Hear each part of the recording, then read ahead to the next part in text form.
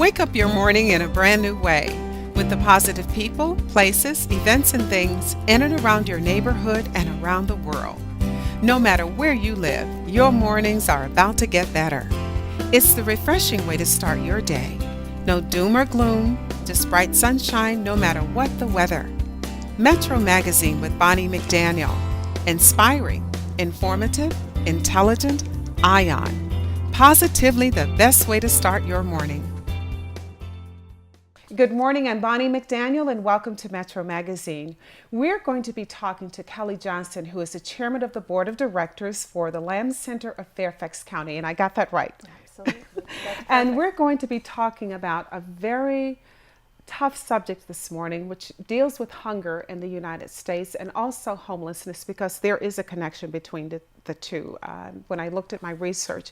So Kelly, let's talk about, first of all, to give them a backdrop for why you're here and why you're involved in the work. Give us a little bit of background. Absolutely. On yourself. Sure. I'm a social worker by training. Okay. And when my second daughter was born, I decided to stay home with my girls. And I was very involved in my church in terms of working with some of the programs at the church and being involved in Bible studies and helping out with a variety of things. And was feeling like I needed to get out of that church building and sort of put my faith into action. And during that time, I accompanied a group of teenagers in the church when one of my girls was a part of a missions project where they were going to local community agencies and just getting an opportunity to work there and see what was being done. And so I accompanied a group of teenagers to the Lamb Center, which is a daytime drop-in shelter for the homeless individuals and poor individuals in Fairfax County. And I fell in love with the place. Wow. I was just blown away by the work that was being done there and by the people I met there. And I filled out a volunteer application. That was in 2008. Okay. And started working there at the Lamb Center on a regular basis. Now, in my research, I found that 1 in 6 people, and that's a lot in America, is struggling with some level of hunger. Talk about the people that the Lamb Center services. Is it all homeless people, or are there people who are maybe on the border, who maybe have homes or live in apartments? Talk about the Sure. clients that come into the Lamb Center. We serve currently usually between 110, 120 people a day at the Lamb Center.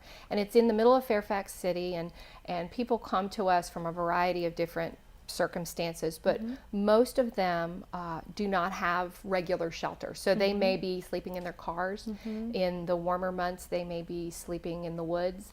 Stop there for a minute, because I get up in the morning and I run. And some of the areas that I run in, I am passing these small parks. And one morning I was running and I was startled. And I looked over to my right, and there was a temporary tent, and there were probably a half dozen people staying there who were staying there. And that's when it really came very close to home for me, because here we are in very affluent Fairfax Absolutely. County, and people don't realize that there are people right around us who are struggling, who are sleeping in the woods. Absolutely. Because they have no place else to go. So to talk about that a little bit more. Absolutely. Some of the folks that we serve do have a job, but usually a very low income job, and so they really need that support, a place to shower, a place to get a meal. Is that something you provide Absolutely. at the center? Okay. Yeah, they have their showers. They can get their laundry done there.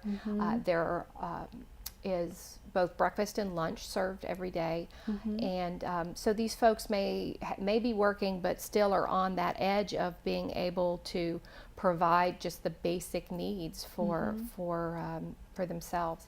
Most of the folks we serve are single adults. We do have some families that come through, but Fairfax County has improved in recent years their outreach to and their ability to serve families, and so that doesn't seem to be as much what we're seeing. And then this time of year, the Lamb Center works in conjunction with Facets, which I was is going to another ask you about community Facets, agencies. whether or not you Well, the coordinate main- any of your efforts with them. It's not so much that that we coordinate our efforts as that we sort of do different pieces of the puzzle for these folks. But many of our guests at the Lamb Center are involved at some level with Facets. And this time of year, thankfully, many of our guests stay at the hypothermia shelters that Facets organizes and provides through area churches. So our communities of faith in Fairfax County have been wonderful at coming forward and providing, I believe it's from October to March,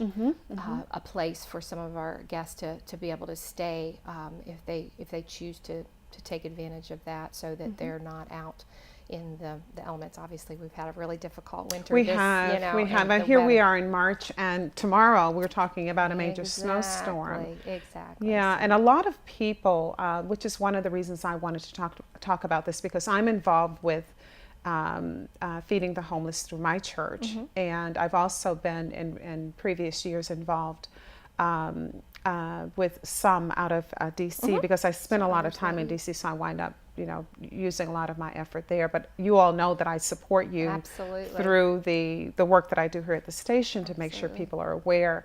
But what I'd like for you to talk about, because I think a lot of people, when we live in our own little bubbles, if you will, and I think sometimes when you talk about homelessness or you talk about hunger, I think for the average person, it becomes overwhelming. And when you become overwhelmed, a lot of times you do nothing. So talk about the things that some of the people who volunteer, if you will, talk about their backgrounds and some of the the little things that they do to help move things along for you. Well, we have, as I mentioned earlier, we're serving well over 100 guests every day, and we only have 7 staff, and only 4 of those are full-time. So the lion's share of the work that is done at the Lamb Center on a variety of letters is done by volunteers. We and what types of things do the volunteers do, for instance?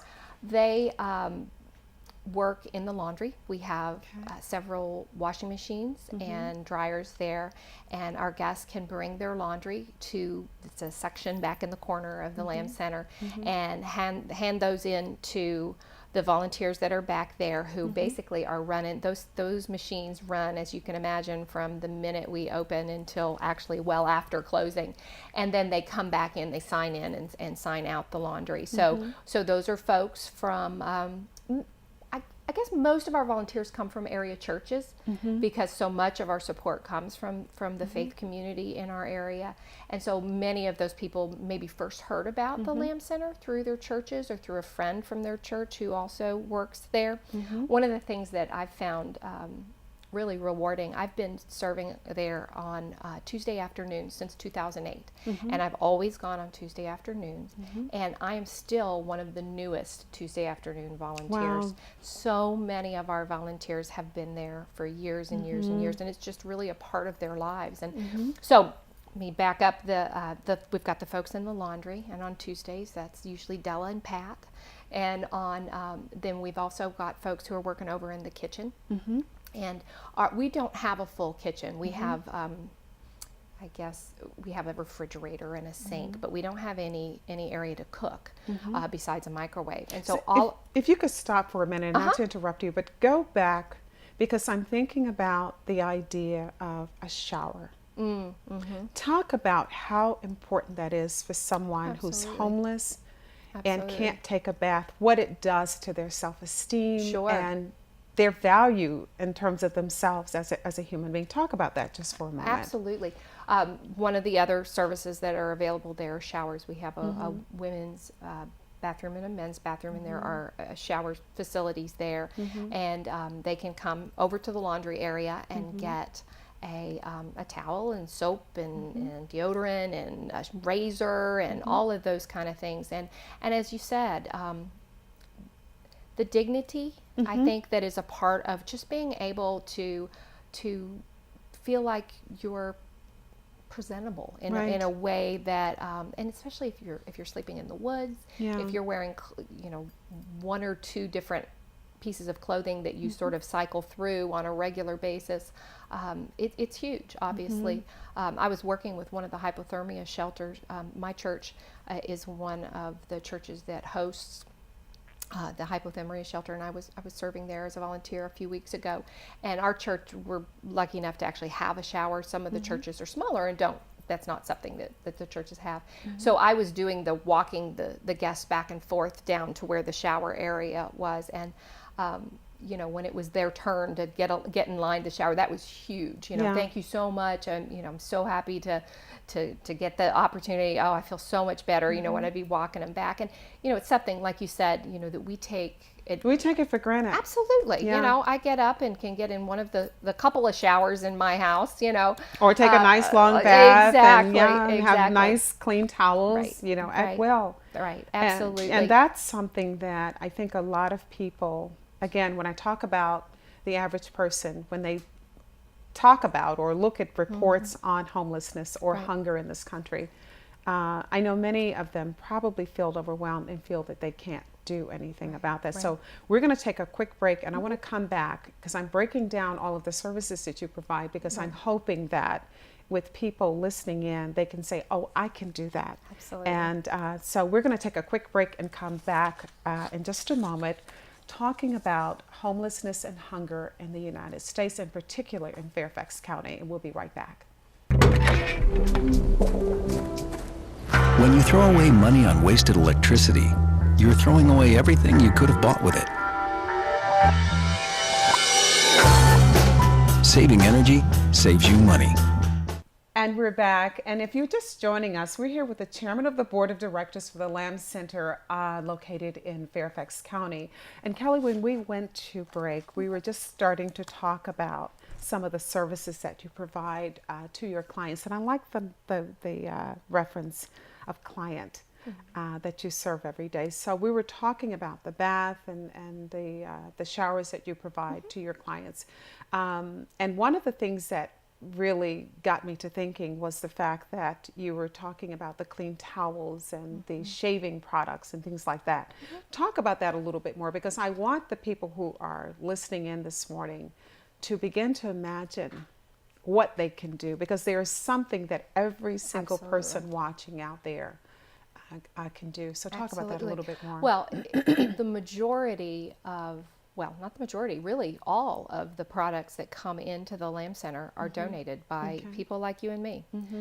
People from, sometimes the churches will have drives where someone in the church will say, hey, if you want to bring some new socks and some of the smaller toiletry products, things like little lotions and toothbrushes and toothpastes and those kinds of things. And you know what, our church, what we do is, because a lot of us travel, we have like over 6,000 people in our church, and we I know travel. where you're going. And all those little travel products, Absolutely. the shampoos, the soaps, and now we all do of want that. them to be the new ones, not, no, not no. halfway used. So No, that's absolutely. sometimes we have to throw things away because people will bring things that are partially used. And that's an important point to bring up. But there's Absolutely. always extra, because normally when I travel, I bring my own products. Absolutely. And to take those, because you've paid for them, Sure, absolutely. bring them and donate them at a receptacle at the church is a good thing. Right, and then somebody can be the point person and drive those over. Another thing that I do is when I go to the dentist,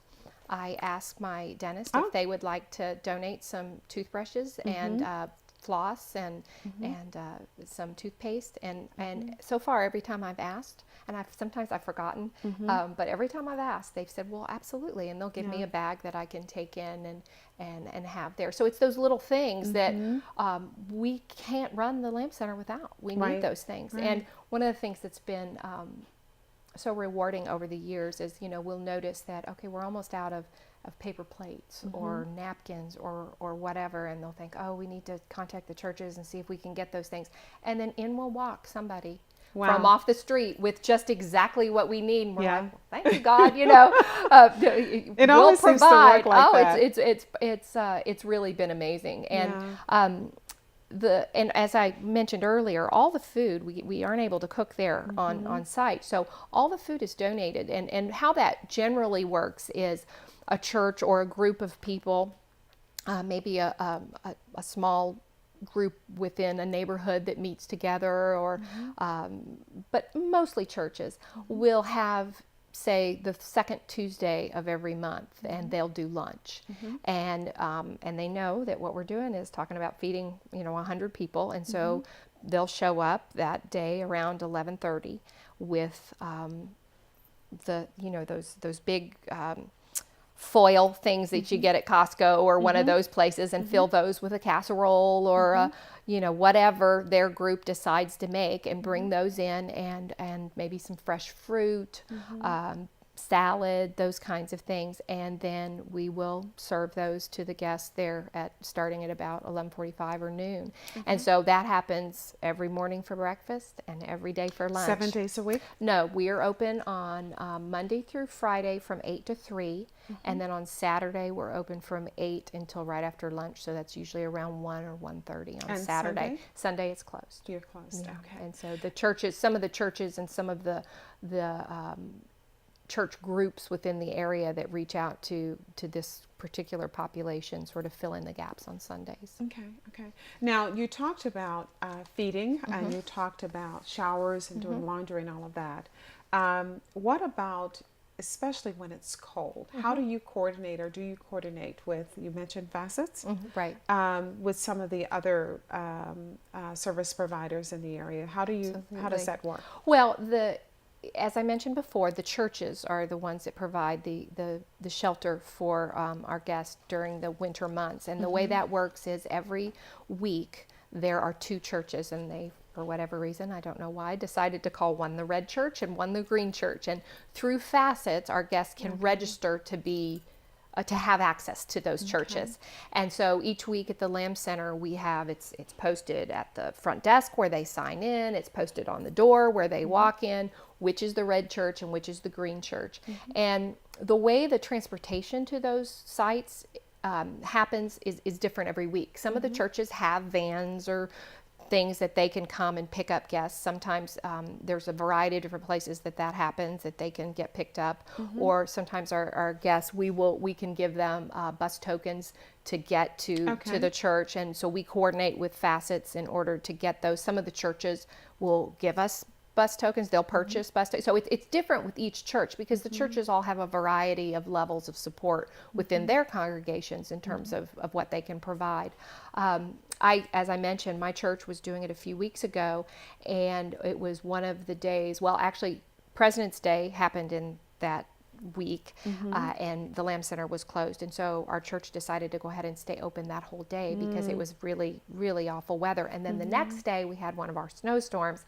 And so there was this, quickly on that Tuesday morning, there was this conversation between the folks at Facets and our executive director, John McPherson, at the Lamb Center and the church to try to coordinate whether or not the 2 churches could stay open to provide shelter. So they do. There's a constant communication between those agencies and the churches that are providing these kinds of services to cover. And I would imagine I would go out on a limb and say there are conversations happening today I was about to ask tomorrow. you that, because we have a big snowstorm coming, and even though it's a day's event, this, and especially in this area, it carries over for 2 or 3 days after the event. Absolutely. And you so know, they the work needs together. are still there. Absolutely. So what typically happens when, for instance, there's a major storm that's coming? What's typically happening around that time? And maybe people who are watching,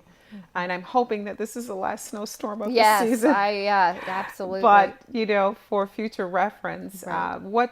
What can people normally do? For instance, there's going to be a run at every grocery store today, buying milk and bread and things like that. Right. What can people do, for instance, to maybe pick up a little extra something to get to the Lamb Center? Well, to when help the out, or Lamb to a Center church? is open, it's always we have food usually set up in terms of breakfast and lunch well in advance. We know who's bringing food. However, those churches that are having the hypothermia shelters there, sometimes some of the churches are big and have plenty of volunteers and plenty of opportunity, but there are other, I have some friends who their church is not big enough to support the hypothermia shelter, but they work with one of the churches that are in their area to provide extra volunteers and extra food and those kind of things. So sometimes there's some coordination between the different faith communities to help kind of fill in the gaps during that time. But in terms of just ongoing support that certainly is translated into to real life help during any kind of weather,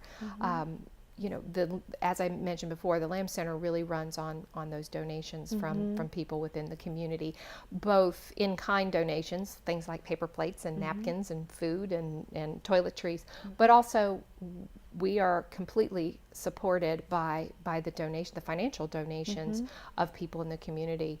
We do get some support from churches, and we have just in very recent years gotten some funding through foundations or from the county for particular programs. But the number one source of our income are individual donors. And so that really is a huge piece of how we do the work that is happening at the Lamb Center. And you know, I'm sitting here as I'm listening to you thinking about, because I go to church in, we attend church in Alexandria at Alfred Street. And one of the things that the pastor of our church did that I just thought was so, I was just overwhelmed because, you know, he's been there a while and we have a very large congregation. And one of the things he did a couple of years ago was, as he was celebrating his anniversary, he says, "I don't want you all to give me anything."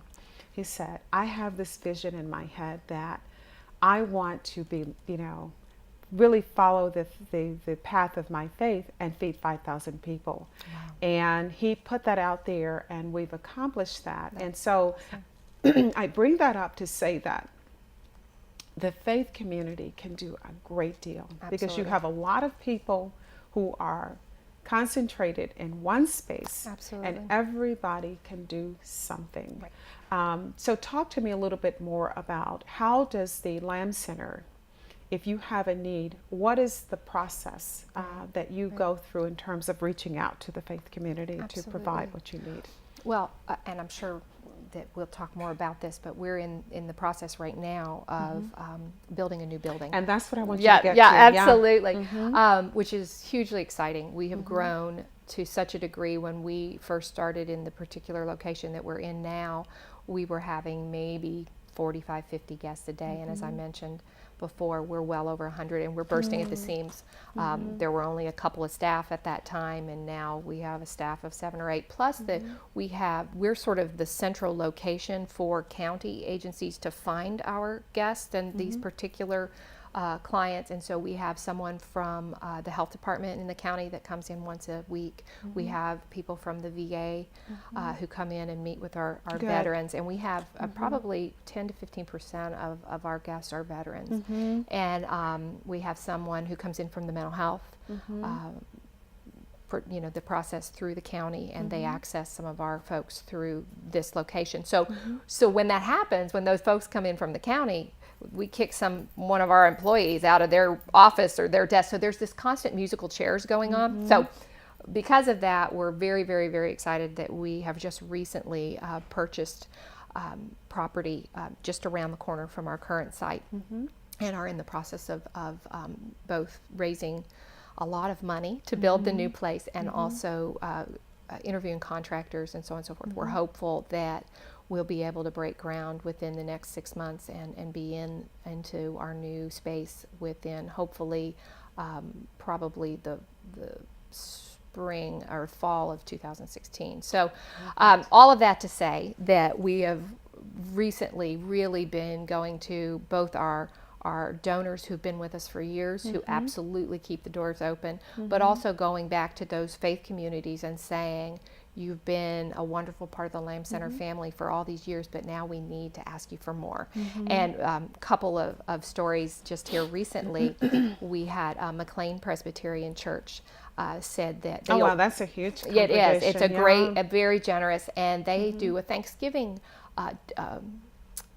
collection every year where they choose one of their ministry partners to support, and they have somebody come out, and I went and talked to one of the Sunday school classes, and we had one of our guests go and speak to their whole congregation, and they were hopeful that they would be able to raise like $45,000 for us, which we were just thrilled with, and even maybe a little bit more, and so they were very excited about that, and we did all those things, and they raised $85,000. Wow. It was that's it was the that's generosity huge. And just God's timing and everything coming together. Another one of our churches that supports the work that we do at the Lamb Center, Centerville Presbyterian, again said, oh, we might be able to raise, we usually in our Advent collection, they call it Advent Conspiracy, we usually raise around $30,000. They gave us $43,000. Wow. St. Leo's Catholic Church, right there in Fairfax City, just up the street from the Lamb Center, they recently made generous donations, and so we're starting to get the word out that this is, we need our regular operating funds that we go to them every year to ask them about and to go to their congregations about. But right now we're in this special push to raise money for the new building, and our faith communities are stepping up and saying this is a tangible way for us to do what Jesus has called us to, which is to feed the hungry and clothe the naked and take care of the prisoner, and this is a tangible way for us to live out our faith with a place that we know is doing good work and meeting the needs of those. And one of the things we haven't talked about that the Lamb Center does, which I think is really important, particularly for people of faith, is to know that we are a Christian counseling center in the sense that it's bathed in prayer. We pray as a community 7 times a day, when they first open up, before morning Bible study, at lunchtime, throughout the day. We offer Bible study for those who would like to be part of it every morning and every afternoon. And then we have case managers and staff there who can work with them to sort of pinpoint what are the next steps for me. Where do I need to access services? Where can I maybe look for a job? Where do I need to? Some of our folks that come in, they need to get their Social Security card and their ID again, and that's something that our counselors and case managers help them with. So that's an important piece, that spiritual help. And I support. want to talk about that a little bit more, because it plays a huge part, especially when you talk about someone who finds themselves in situations that for a lot of us, we can't even begin to imagine. Right, but absolutely. Life happens. Right. And so I want to talk about that a little bit more when we come back from another break. And Okay. we're going to be right back with more Metro Magazine.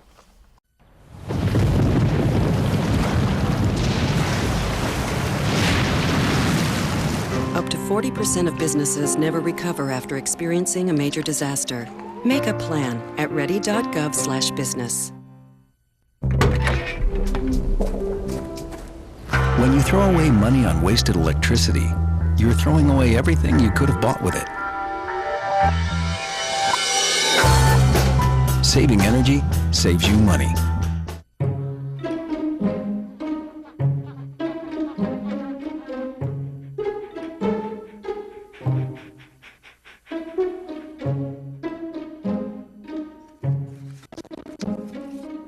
Oh, sweetheart. Gonna give you a hand?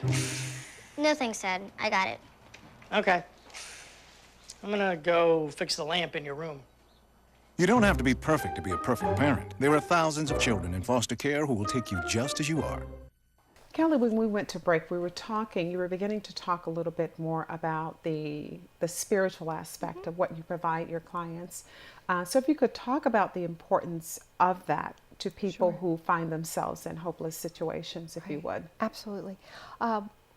Many of our guests who are homeless or in desperate circumstances feel invisible out in the world, and I know that I personally have been guilty of walking down the streets in DC and sometimes becoming almost numb to the human beings that I'm passing who may be sitting there with a cup. And that goes to what I was talking about earlier. I think not so much that you don't care, but I think sometimes we see so much that we feel that, okay, and I think it's a mechanism that we turn on because we are feeling overwhelmed. And it's like, I can't do anything to stop this. Right. I can't save this person. Right. But what I think, if I were to boil down the absolute most important thing that the Lamb Center does is it shows these folks who come through the door looking for help that they are not alone, that someone knows their name. I remember our one of our assistant directors, Patty Brown, who's just one of the most lovely human beings, as are all the people who work there at the Lamb Center, saying that she spoke to one of our guests when he came in and called him by name. I think it was Matthew, so and said, important. he said, "Hey, Matthew, how are you today?" And he looked up and he said, "I don't remember the last time somebody used my name." Wow, wow. You know, that was the kind of, just to have, you know, we laugh about the, you know, the Cheers, the old television program where everybody, Norm would walk in, everybody knows your name, you know. Yeah. But there really is some great power in the fact it's basically acknowledging the fact that they're here. Absolutely. And you know, I have a really good friend by the name of Les Brown, who years ago I learned a lesson from him that I will take to my grave. We were actually having lunch one day, and we were in the middle of a discussion, and my mind was totally focused on the discussion, and the waitress came over and she wanted to take my order. I didn't even bother to look up. I immediately gave her my order because I was focused on what I was talking about. Right. And when she left, he said, "Don't ever do that again." I was like, "What did I do?" Right. He said, "You didn't even look at her." And I'm like, oh my God, I'm a terrible person, because that certainly was not my intent. And consequently, what I make it a point of doing when I'm talking, whether it's a clerk at a store or someone who's serving me lunch or someone, and there's a guy by the name of John who is at the traffic light that I keep money in my purse, or when I cross over I cross over the bridge in DC, I say good morning to him and I give him something and I call him by name, because it made me realize that is dignity that has been taken from them. Absolutely. It's like you don't exist anymore. Right. And as you said, it's not maliciousness on our part on any level, but I think that our homeless friends and neighbors, they become invisible to some degree, and at the Lamb Center they're not. Right. Someone is interested in hearing their story, and you know, sometimes we can't fix their circumstance. Right. It's not that there's that magic wand where we can all of a sudden give them a job and housing, and you know, there's processes that they have to go through, and there's services to, but what they get that I think many times is the absolute key in them turning their lives around, or at least having a different level of dignity with the life that they currently have, is hope and a sense that they're not alone. And so the spiritual aspect that we were talking about before is really just that sense that we are here, we being the volunteers and the staff and the other Lamb Center guests, because there's definitely a real community there. The folks who come in regularly, they look out for each other and ask about each other, and they know what's going on. And so there's that sense of you're not alone, but also then, even on a deeper level, even when you're not here, there's a God who loves you and who's always with you. Even if you're sleeping out by the bus stop, you know, or in your car or in a tent in the woods, that God loves you and is with you and wants to be with you through this journey to the next stage. And I think what people, those of us who are in the faith community, one of the things that I try on a daily basis is not to talk my faith, but to live my faith. Absolutely. And you know, I have a little joke I say to people. I'm like, you know, God's too busy with other things. He's not going to come down off his throne to come down here and take care of this person who might need $20 that I have in my wallet, or maybe needs a meal, or maybe just pick up the phone and call to get them help. That's really what our responsibilities are as a part of the faith community, to do the work that we're called to do, so that that person who does find him or herself down on their luck has an indication that God does love them. Absolutely. And it's through our work that's emphasized. Yeah. So it's about being Jesus' hands and feet in a real literal way, and or even more importantly, I laugh about their ears, because really a huge part of what I know when I'm there, that I'm very intentional about listening, and Right. and I lead one of the Bible studies, as I mentioned, on Tuesday afternoon, and early on, I had done Bible study for years at my church, and I would come in with my my outline and my agenda and my questions. And what I quickly came to understand is that really the value of what we were doing around that table was allowing space, Right. both to communicate the message that God loves each of us exactly where we are, but also to give space for us to tell our stories and to find those connections. The other thing I used to do when I first started doing Bible studies there is I would try to figure out who were the guests and who were volunteers and who were staff, because I didn't really know everybody. And I quickly found out that mattered not one iota. Right. That all of us who were there, whether we were volunteers or staff or guests, were coming from a similar place, and we're there searching for the best way to live our lives in whatever circumstances we were. And when those sort of labels and were stripped away, it really became a much more real opportunity to just share our stories with one another. And one of the things that I that my church does that I absolutely love, and they have different they call them discipleship groups that are assigned different periods, different nights or whatever, to feed the homeless. But one of the things that I like is that we prepare food. We all volunteer to bring food to complete a menu. But we serve the homeless, the gentlemen that are there, and these are all men. Right. But then we sit and we have dinner with them. Right. Absolutely. It's not a separation that you're there and I'm here. Right. It's being a servant is serving, but it's also community. Absolutely. At the same time. And that aspect I love, because it makes them feel a certain level of dignity that, I'm sitting next to you and we have conversations. And it's interesting. I remember a few years ago, there was a gentleman, didn't know his story. And when my husband and I would go, we wound up sitting next to him. You could tell that at some point in his life, things had been good for him. Right. And there are indications to let you know that. And little did we know that this man and his wife were having some marital issues, and he moved out and he wound up on the streets. We didn't know this about him. And then one Sunday we go to church and there he is in the choir, he's singing. I was like, oh, look, he's there. And then another, I guess, several months passed, and now he's back with his family. Wow. And they're sitting in service together. And then what we didn't realize is he had these beautiful kids.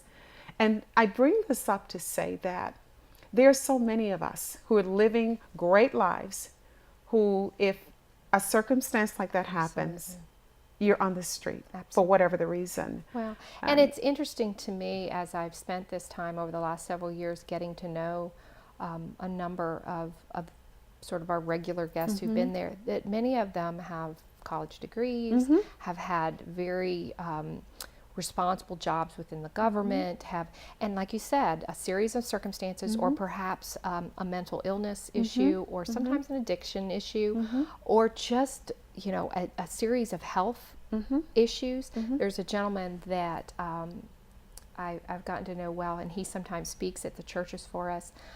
His name's Greg, and he had a number of health issues that just spiraled into a situation where he ended up having to have an amputation. And he lost his job, and just a series, ended up homeless, and ended up in the Lamb Center. And he had gotten a prosthesis at some point, but during the period of time that he was sleeping in his car, he had taken off it's like from the knee down, had taken it off and set it outside, and it got stolen, which, what in the world would someone do with Anyway, the Lamb Center was able, through a variety of sources and faith community who sort of chipped in, we were able to buy him a new prosthesis.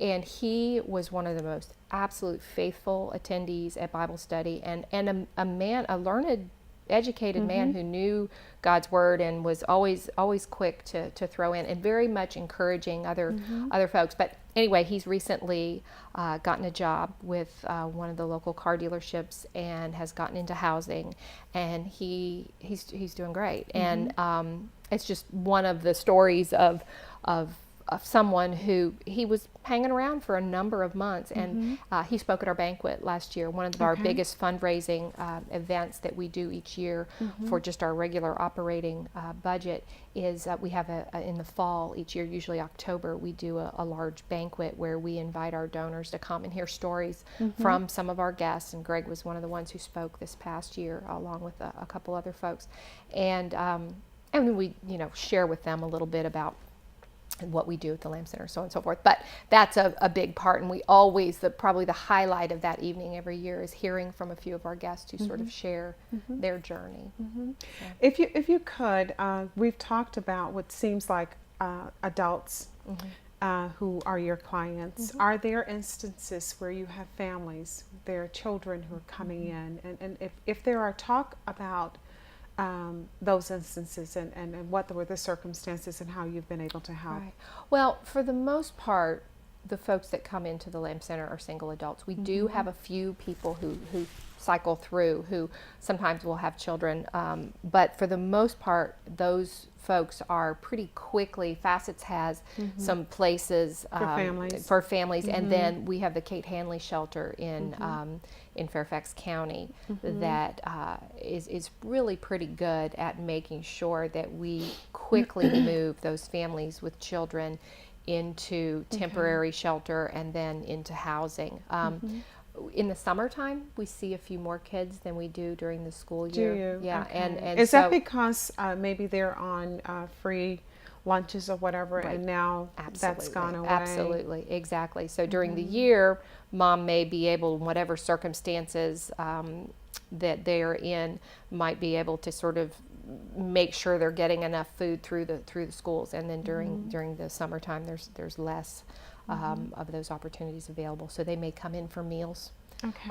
But again, there was a period of time where early in our history where there was a play area for the kids, but they found that, thankfully, because some of these other services have been upgraded over the years, that we really weren't seeing the kids as much. So it's mainly single adults. One of the things I want to talk about too, because I see a lot of through a lot of the mentoring and so forth that I do, I have a lot of young professionals who will see needs such as the services that the Lamb Center provides, and everybody wants to start a nonprofit, and it's always interesting to me, and I never like to discourage anyone to do whatever it is they want to do, but the advice I normally give to a person who's coming to me and with this great idea, I have this passion, I want to serve the homeless or whatever the service is, my advice to them normally is go research and see who's already doing this.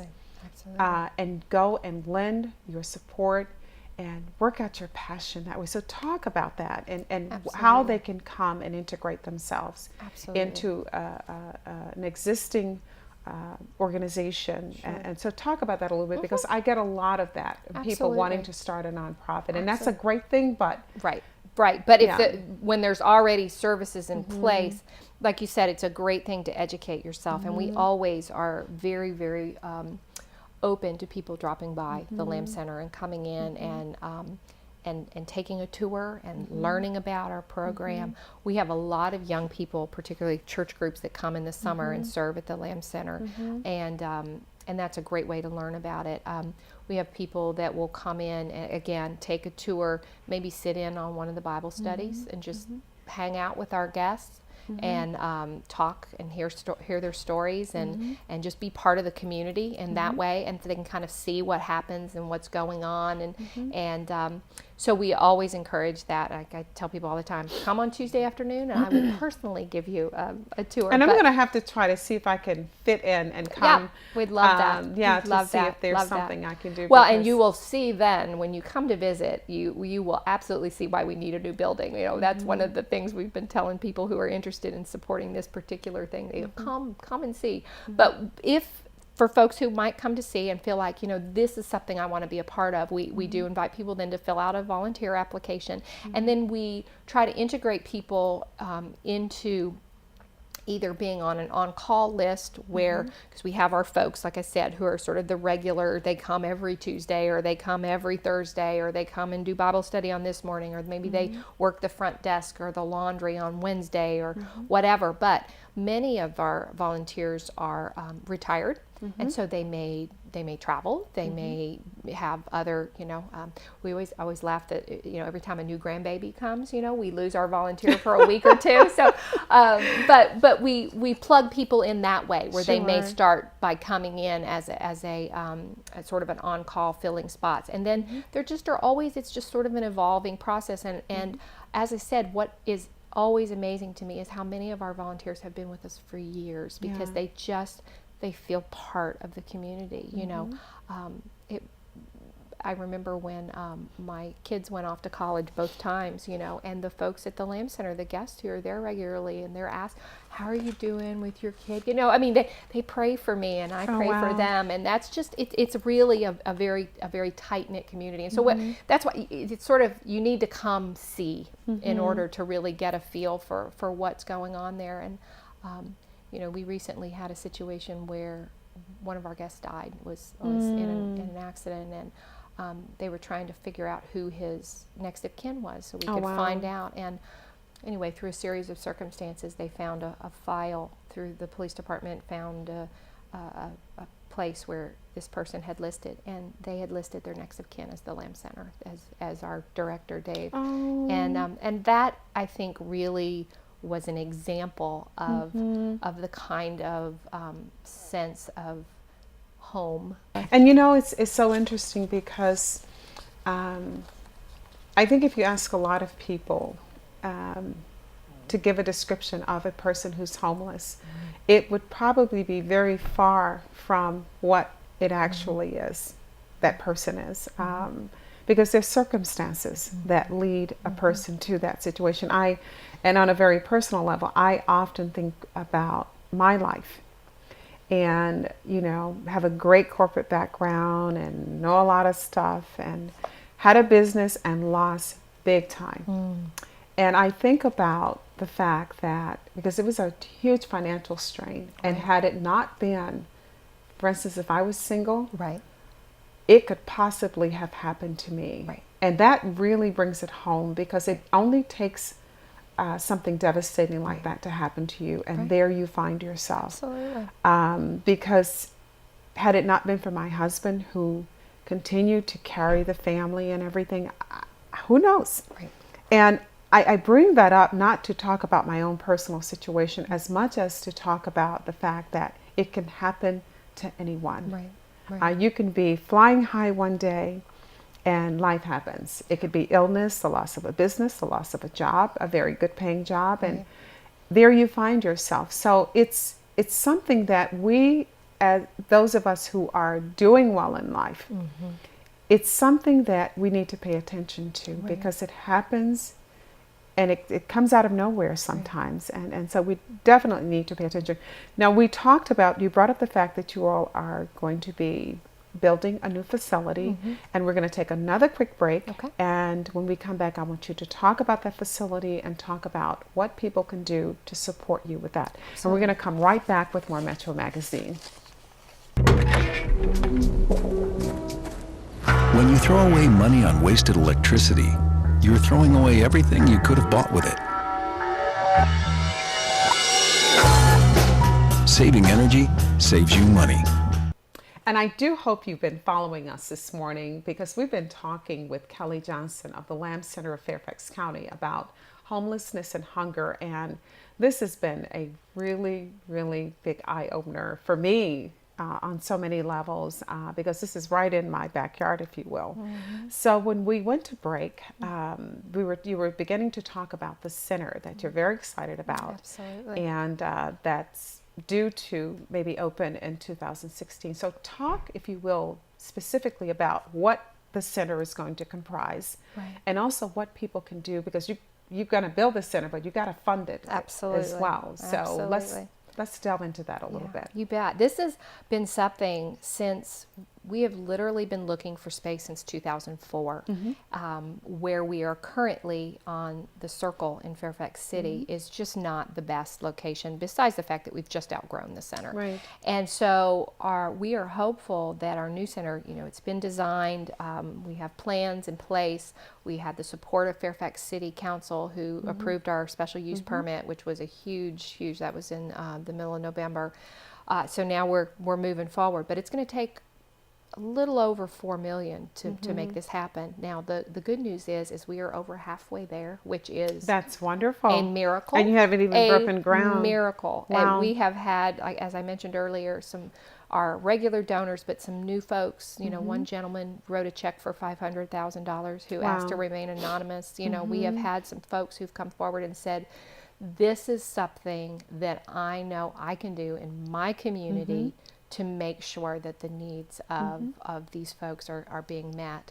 I think we've been around now long enough. The Lamb Center was opened initially in 1992. And that's something I did not ask you. So it's been around a number of years. A number of years. We've been at our current location since 2000. We were originally over a pawn shop, and basically it was a coffee pot and a crock pot, and and it was a very small. It was a ministry of Truro Church, who's been one of our big supporters. And then in Truro does a great they work do for a lot, the and they homeless. continue to be a huge supporter. But in 2008, we moved into our current building. 2000. In 2008, we became a 501c in order to really involve more churches and not just to be a part of Truro. And so since then, we've had a board of directors and we've done that fundraising. And as I mentioned earlier, the majority of our funding comes from individual donors and families who just feel like this is how I and we as a family can minister to these folks that we know are not getting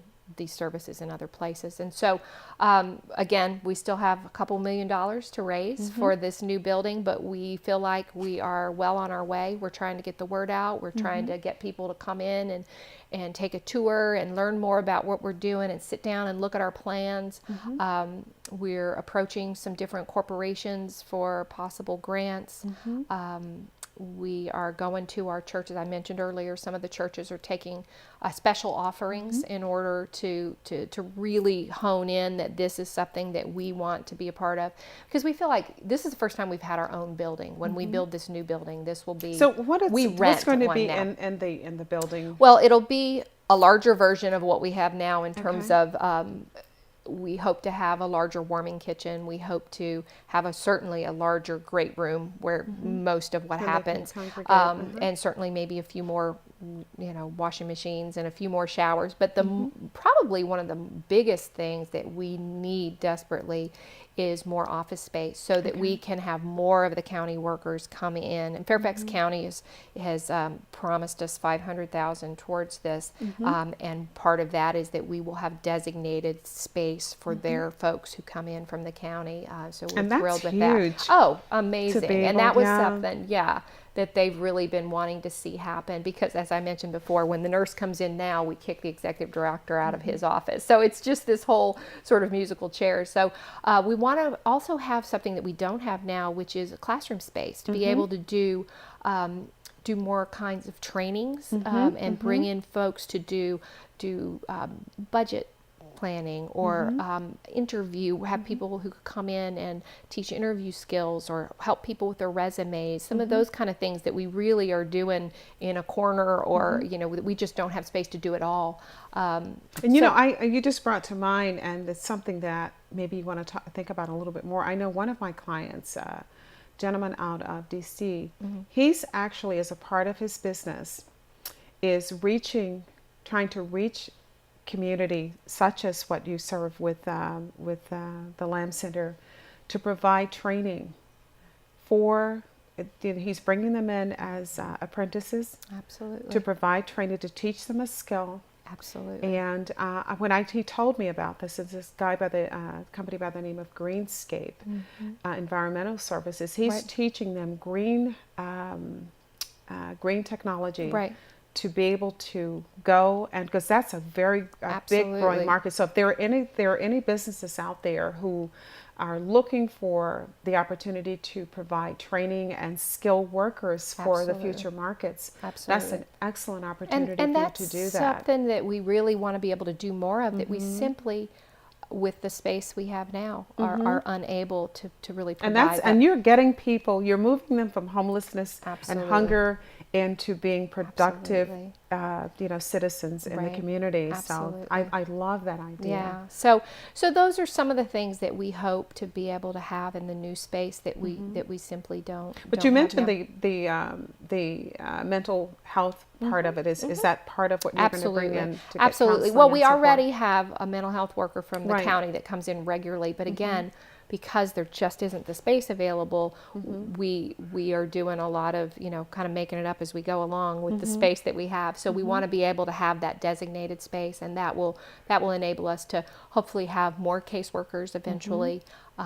We don't foresee it being the place growing in terms of the number of clients so much as it is it growing in terms of the services that we can provide to the folks that are already And there. and I like that also, because the good news is that you're getting a larger facility to be able to provide the services that are obviously very needed. Absolutely. But to grow something like this in terms of numbers also is an indication Right. of a system that Right. is perhaps not working. So Absolutely. the idea, if you provide expanding the services so that you can move people from homelessness Absolutely. and being in a position of being hungry to being able to take care of themselves is I think a better solution. So I like that very much. So we are running out of time, but if Okay. you could, I'm going to be quiet and let you look at that camera right there Right. and tell people how they can get in touch with you. Absolutely. Through your website or whatever. Right. So Right. here's your Absolutely. opportunity. We are always excited to have people join the Lamb Center family, and we do feel like our community is something of a family. As I mentioned before, many of our folks have been supporting the Lamb Center for years. We have a website. It's www.thelambcenter.org, and you can go there and find ways to donate, find out more information about how to get in touch with me or with our executive director or with some of the other employees there, learn more about our services, and find the address so you can come by and visit us. As I said, I'm there on Tuesday afternoons and would love to give you a tour of our place. We're very proud of what God is doing through the ministry of the Lamb Center in our community, and we'd be excited to tell you more about it. So that's probably the best way, the website. So Wonderful. Awesome. And I thank you so much for coming to share your amazing work with us. It was a privilege, and thank you for the opportunity to tell people about absolutely. the Lamb Center. We appreciate This it. is, I guess, in a way, this show and some of the other connections I make is my own little ministry, if you will, to be Absolutely. able to use this platform Absolutely. to make sure that you get the help, you and other organizations like yourself get the help that you need. And that's going to do it for us this week on Metro Magazine. I want to also say to you, those of you who are looking in, that I really don't take for granted the fact that you could be watching someone else, but instead you choose to spend your mornings with us. And I thank you for that. And be sure to tune in next week, same time, same place, for more interesting stories about community and people that you may or may not know. And I'm going to see you on the flip side.